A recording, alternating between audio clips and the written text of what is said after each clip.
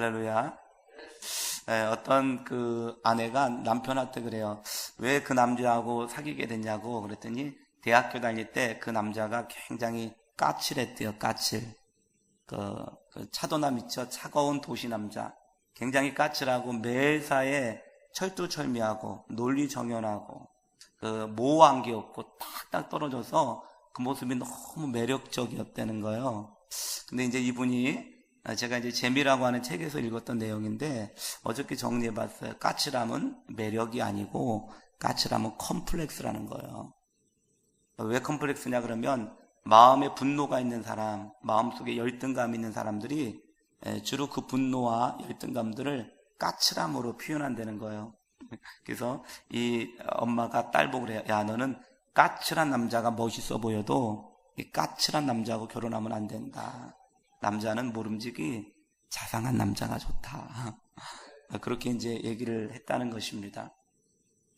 매사에 완벽주의적인 것 같고 딱딱 들어막는 것 같아도 이게 참 어렵습니다. 왜냐 그러면 삶이란 내가 아무리 딱딱 떨어지게 살고 싶어도 그럴 수 없기 때문에 그렇다는 것입니다. 그래서 여러분 우리가 주님으로 의지하면서 모든 사람에게 너희 관용을 알게 하라. 새해에는 좀 넉넉한 사람이 되어야 되겠습니다. 그래서 우리가 몸매는 좀 넉넉하면 안 되겠고 마음은 좀 넉넉한 그런 은혜가 있게 되시기를 주님의 이름으로 축원합니다. 한번 이렇게 고백해 볼까요? 까칠함은 매력이 아니고 컴플렉스다. 자기가 여러분 좀 까칠해질 때가 있을 때 그때 내가 좀 컴플렉스가 있구나. 내가 좀 주님 안에서 회복되고 좀 기도해야 되겠구나. 이런 여러분 은혜가 있었으면 좋겠습니다. 지난 한 해 어려우셨죠? 아마 저뿐만 아니라 여러분도 좀 어려우시고 또 여기저기를 생각해 보면 다 어려우신 분이 있었을 것입니다. 올 한 해도 결코 쉽지 않을 거예요. 제가 보니까 언제고 쉬웠던 적은 없었던 것 같고 언제고 문제가 없었던 적은 없었던 것 같습니다. 올 한 해도 문제가 있고 어려움도 있고 아무리 건강해도 아플 때도 있고 또 재정도 늘 보니까 쓰다 보니까 많이 벌어도 부족하고 적게 벌어도 부족하고 안 써도 부족하고 이렇게 늘 부족함이 좀 있는 것 같고 주님 앞에서 우리 자신을 생각해 볼 때 늘 부끄럽고 또 연약하고 이렇게 믿으면 될까 이런 후회와 반성이 우리에게 있다는 것입니다. 근데 여러분 주님이 지금까지 은혜를 주신 것처럼 앞으로도 은혜를 주실 것을 믿고 최선을 다하되 주어진 결과 앞에서 너무 낙심하지 말고 아멘. 항상 기뻐하고 쉬지 말고 기도하고 범사에 감사하면서 저 참 좋아하는 게 지금 영락교회 출신들이 북한에서 넘어와서 그 남산 위에다가 교회를 지은 교회가 이 영락교회지 않습니까? 이때 한시 집안의 유명한 목사인 한경진 목사님께서 이 실향민들 재산도 다 놓고 오지 않았습니까? 가족들도 다 떨어졌고 아무것도 의지할 데가 없는 분들이 갈 데가 없으니까 서울 시내 중에서 남산에다가 여러분 텐트 치고 천막 치고 남대문 시장으로 동대문 시장으로 이렇게 했는데 이분들이 가기 전에 왜 북쪽에서 이쪽으로 왔냐? 신앙의 자유를 찾아서. 왜냐하면 공산주의자들은 예배 못 드리게 하니까 모든 걸 버리고 신앙의 자유를 찾아서 예배 드리기 위하여 여러분 이 남산 쪽에 틀을 마련하고 그때 만들어 놓은 교회가 영락교회인데 이때 한경진 목사님이 그랬대요. 여러분 항상 기뻐하라. 쉬지 말고 기도하라. 범사에 감사하라. 아니 피난민들이 먹고 살 것도 없고 돼지 꿀꿀이 주게 여러분 두고 온 부모님, 두고 온 고향, 송아지, 닭 얼마나 생각이 나겠습니까? 근데 주님께서 기뻐하라 말씀하시니 기뻐하고 감사할 수 없는 상황이지 않습니까? 가난해지고 어렵고 그렇지만 그때도 주님 저에게 이 전쟁통에도 생명을 구원해 주시니 감사합니다. 기도할 수 있는 초수를 부어주시며 감사합니다. 피난 중에 첫째와 둘째는 죽었지만 막내가 살아있게 하여 주시니 감사합니다. 모든 걸 잃었지만 믿음은 잃지 아니하심을 감사합니다. 이렇게 감사하면서 그들이 모여서 기도했대잖아요. 그래서 통계를 보니까 이 영락교회 후세들이요 한국 정계 관계에 20%의 영향력을 발휘한다는 거예요. 믿음을 따라가면 승리가 있을 줄로 믿습니다.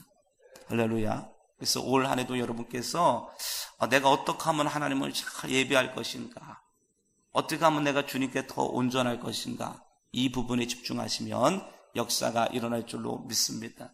결심하는 거예요. 난 올 한 해 항상 기뻐하겠다. 나는 범사에 감사하겠다. 근데 저도 한번 해보려고 그러는데요, 병원에 입원해 있는 분들에게 실험을 시켜봤대요. 하나는 자기 전에 한 2달 동안 했다 그러더라고요. 근데 자기 전에 병원에 있는 분들에게 오늘 하루 살면서 기분 나빴던 거, 열받았던 거, 이런 거를 5가지씩 쓰라고. 한쪽 부류에게는 그렇게 시키고, 한쪽 그룹에는 뭐 시켰냐면 오늘 하루를 살아가면서 기뻤던 거, 좋았던 거, 고마웠던 거, 감사했던 거, 이거를 쓰라고 했대요. 그러니까 여러분, 실험이니까 썼을 거 아닙니까? 누가 관찰하니까.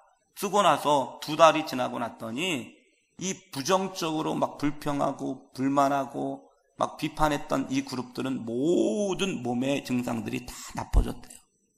근데 이 감사한 그룹들은요, 몸의 모든 기능들이 좋아지는 거. 여러분 아시죠? 감사하면요, 엔돌핀이 나오고, 감사하면 도파민이 나오고, 감사하면 이게 심장 박동수가 안정이 되고요. 할렐루야. 제가 느끼는 건 뭐냐 그러면, 사람들이 결국은 자기 생명을 못 살고 살아가는 것은 말씀대로 살지 않기 때문에 그래요. 여러분, 말씀대로 따라해보세요. 말씀대로 살아가면 주님이 좋으신 게 아니고 내가 좋다. 내가 살아드릴까요? 탈까 말까? 이게 여러분, 이게 어리석은 것입니다. 성경의 모든 약속은 이렇게 살아가면 내가 좋아요. 내가 건강해지고, 내가 평안해지고, 내 인생에 의미와 목적이 있고. 아멘. 그래서 여러분이 이제 올 한 해 동안 살아가시는데 웬만하면 불평하지 마시고, 할렐루야, 감사할 수 있게 되시기를 주님의 이름으로 축원합니다. 돈은 많아가지고 모피코트를 입고 다니는 어떤 여성이 있었는데, 이렇게 기차를 타고 갔다 그래요. 기차를 타고 가는데 한신사가 굉장히 럭셔리하고 멋있고 좋았다 그래요. 근데 부인이 있는데 너무 옷은 잘 입었는데 막 얼굴이 쾌하고, 막 얼굴을 딱 보니까 진짜 버겁게 생겼고, 같이 얘기해 보니까 막 까칠하고. 까칠함은 매력이 아니고 컴플렉스다. 오늘 2부 예배 때도 할 거예요. 왜 그러냐면 우리 교회 까칠한 사람들이 좀 있는데 까칠하게 살아서는 인생이 복되지 않습니다. 아멘. 까칠한 사람 붙어도 까칠한 사람들이 붙기 때문에 이게 힘들어요. 막 까칠하고 그랬대요. 그래서 왜 그럴까 그랬더니, 선생님 무슨 사업을 하십니까? 그랬더니 우리 중에 저는 무슨 사업을 합니다. 우리라니요. 그러면 아내분도 뭐 사업을 하시나요? 네. 그랬더니 네, 우리 아내는 제조업을 합니다. 제조업. 뭐를 만드시나요? 그랬더니 우리 아내는 불평 공장에서 불평을 만들고 있습니다. 이 아내는 맨날 불평이라는 거예요. 집에 앉아가지고 불평을 제조해요. 불평을 제조, 유통, 판매, 판촉 이거를 합니다. 매사가 불평해. 돈이 왜 이렇게 없지? 입을 옷이 없지? 내가 너 같은 사람 만나가지고 맨날 불평하고 그랬다는 것입니다. 불평은 인생을 망칩니다. 너무 뻔한 얘기 같지만 여러분, 불평할 시간에 감사하고. 아멘. 제가 어저께 누군가에게 문자를 보냈어요. 이 순간은 다시는 돌아오지 않는다. 이거 뭐 중학교 때 했던 얘기 아닙니까? 이 순간은 다시 돌아오지 않는다. 이거를 누가 몰라요? 지금 오늘 이 순간이 다시 돌아오지 않는다는 걸 누가 몰라요? 그렇죠? 이 순간을 어떻게 보내야 될 것인가? 할렐루야. 넉넉하게 웃으면서 감사하고, 가능하면 사랑하고, 상처 주지 말고. 따라해 보실까요? 올해는 상처 받지도 말고 상처 주지도 말자. 옆에 분하고 인사하겠습니다. 올해는 상처 받지도 말고 상처 주지도 맙시다. 아니, 믿음은 결심하는 거예요. 할렐루야. 결심이 마음을 모은다는 거예요. 그죠? 마음은 떨어진다, 낙심.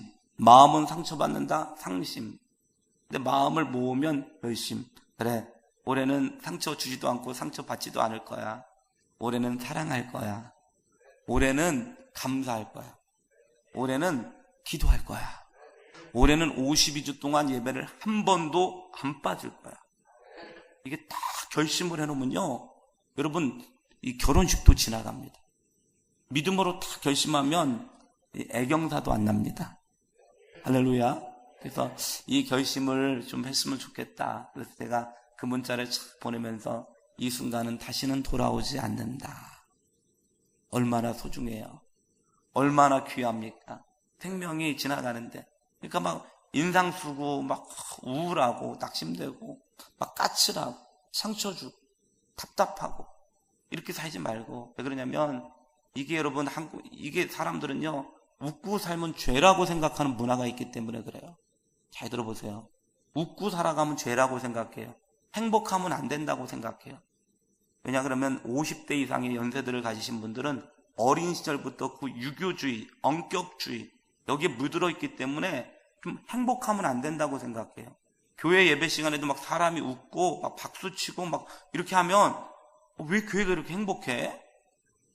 그런 사람들이 있어요. 할렐루야, 아버지. 아니, 이러면 저 장로님 신령하다.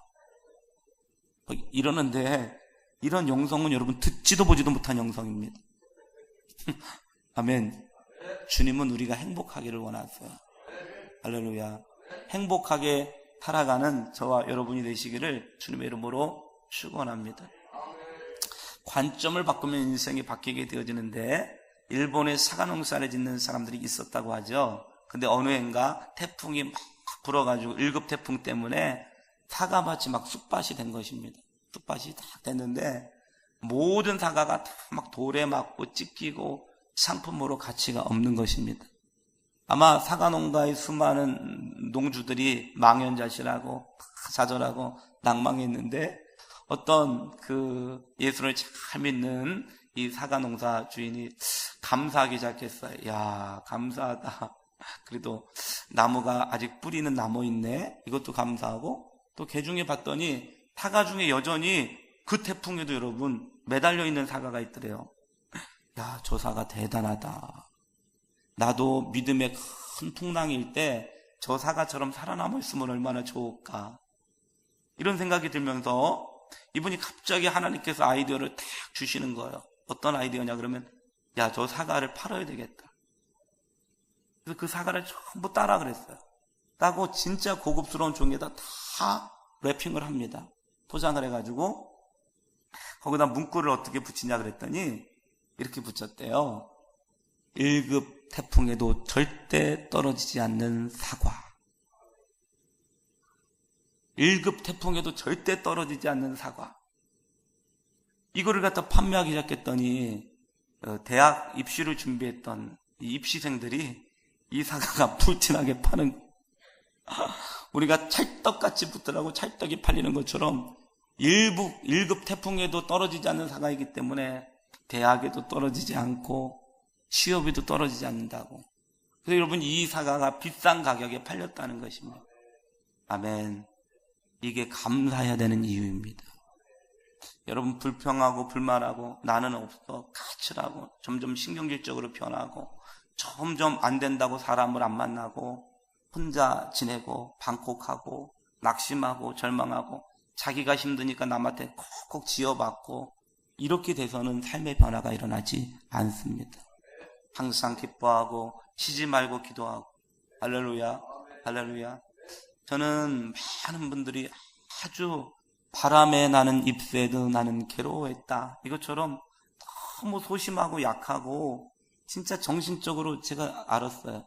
야, 나이가 든다고 이게 강해지는 건 아니겠구나. 이게 등치가 크다고 마음조차 큰 거는 아니겠구나.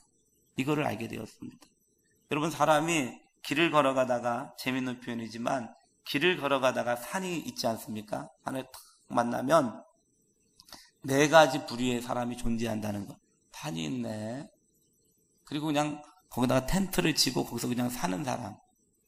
산이 있네. 너무 높네. 돌아가는 사람. 산이 있네. 괜히 왔네. 뒤돌아가는 사람. 산이 있네. 몇 미터나 되지? 올라가 볼까? 클라이머. 이 산을 올라가는 사람이 있다는 걸. 이 네 가지 부류의 인생들이 있다는 것입니다. 산을 만나면, 어려움을 만나면, 위기를 만나면, 교회를 다니다가도 조금 만만치 않은 사람 만나면, 기도하다가 조금 어려운 시험 만나면, 인생을 사다가 약간 사업이 망가지고 힘들면, 어떤 사람은 이게 뭐 내 팔자지, 거기에 텐트 치는 사람, 어디 방법이 없나? 누군가에게 핑계대면서 도망가는 사람, 에휴 과거가 좋았어, 내 팔자에 무슨, 그리고 뒤돌아가는 사람, 그런가 하면 뭐야 이거, 올라가 볼까? 올라가 볼까? 넘어가 볼까? 아멘. 저는 옛날에 이 책을, 사람이 책을 읽어야 돼요. 그래서 이 얘기를 탁 듣다가 저는 무슨 스타일일 것 같아요, 여러분. 저는요, 막 어려운 문제가 발생을 하면 열이 받는 거야. 다 받으면서 이거에 내가 못 이겨? 할렐루야. 더 열이 받고 승부욕이 발동하고, 하나님이 나를 위하시는데 누가 나를 뭐라 그래? 다윗의 믿음 있는 거 아닙니까? 골리앗 네가 키가 커봐야, 키 큰 놈 여러분 주먹이 빠르면 그냥 넘어갑니다. 키 큰 사람 치고 싱겁지 않은 사람이 없고, 할렐루야. 대체적으로 하체가 부실해요. 아멘. 그래서 여러분, 이 골리앗을 봤을 때 키가 2m 90인데 2m 90이 강강버스 큰 거 있지 않습니까? 그 정도 커요. 딱 봤더니 골리앗이 여러분 머리팍이요 52인치 테레비만 해요. 그러니까 다윗이 봤을 때 이 골리앗은 쓰러뜨리기가 편해요, 안 편해요? 편하죠. 왜냐 그러면 머리통에다 돌을 던져야 되는데 이게 여러분 요만하면 얼마나 힘들겠어요. 근데 막 머리팍이 50인치 테레비니까 돌 던져서 그거 못 맞출 사람이 어디 있어요? 할렐루야. 그러니까 다윗은 오히려 문제가 심하면, 상황이 어려우면 상황이 어려울수록 더 용기가 생기고, 그렇죠? 사람들은 뭐라 그래요? Too big to beat 그랬어요. 너무 크기 때문에 beat, 물리칠 수가 없다고 생각했다. 근데 다윗은 어떻게 생각했냐 그러면 Too big to mistake. 여러분 영어의 투투용법 아시죠? 너무 뭐뭐해서 뭐뭐할 수 없다. 아시죠? 네, 초등학교를 또 이렇게 야간 나오신 분들은 모를 수가 있어요. 왜냐면 사람들은 너무 크기 때문에 다 물리칠 수 없다고 생각했어요. 그런데 다윗은 너무 크니까 돌을 던져서 실패할 확률이 있다 없다? 없다. 저는 이 새해를 시작하면서 여러분 아무것도 우리가 없고 상황이 바뀌지 않고 그럴지 모르겠지만, 나 이제 늙었어, 이제 끝이야, 오바야, 아우 목사님 제 나이 무슨 등산입니까, 에이 목사님 이제 성경도 안 보입니다, 이렇게 말하는 사람들은 가망이 없는 것입니다. 내게 능력 주시는 자 안에서 나는 모든 것을 할 수 있느니라. 아멘. 주님 안에서 할 수가 있다는 것입니다. 능력의 힘이 큰 것이 나에게 있지 아니하고 하나님에게 있으며.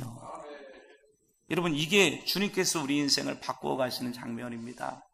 아멘. 그래서 일단 첫 번째는 얼굴을 미소를 피세요. 백조를 보세요. 백조. 백조가 우아하게 떠 있잖아요. 우아하게. 할렐루야. 우아하게 탁 떠 있잖아요. 백조가. 아십니까? 백조. 집에서 노는 사람들 말고 백조 있잖아요. 백조. 우아하게 떠 있는데 밑바닥에서 발이 막 죽을 뚱살뚱 하잖아요. 아멘. 남편들도 집에 가서는 아내들 보고 괜찮아, 뭐 필요한 거 없어? 아멘. 내가 기도할게, 걱정하지 마, 2015년도엔 좋은 일이 생긴다, 나 믿지? 오빠 믿지? 남자들이 그래야 되잖아요. 오빠 믿지? 남자들만 한번 해보겠습니다. 시작. 오빠 믿지?